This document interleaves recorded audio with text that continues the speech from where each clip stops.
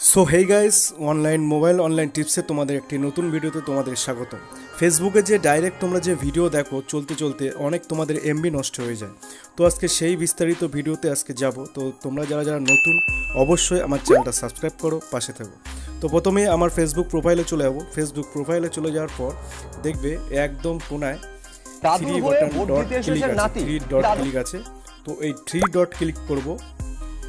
Three dot click করে সেটিংয়ে চলে যাবো। সেটিং পুরোপুরি সেটিং, তোমাদের ফেসবুক অপশানে সবারই সেটিং অপশান আছে। তো এই সেটিংয়ে চলে যাওয়ার পর মিডিয়াতে চলে যাবো, দেখতেই পাচ্ছ।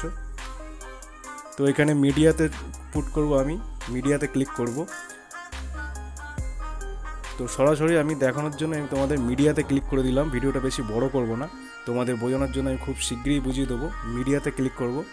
তো মিডিয়াতে ক্লিক করার পর দেখো যে data server, on mobile data, on wifi, never auto play video যেটা আছে এটাতে আমি ক্লিক করব।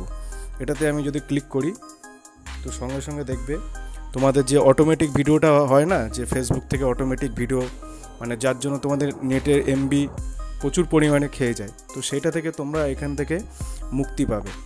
আশা করি ভিডিওটি ভালো লেগেছে। যদি ভিডিওটি ভালো লেগে থাকে তো অবশ্যই শেয়ার করো।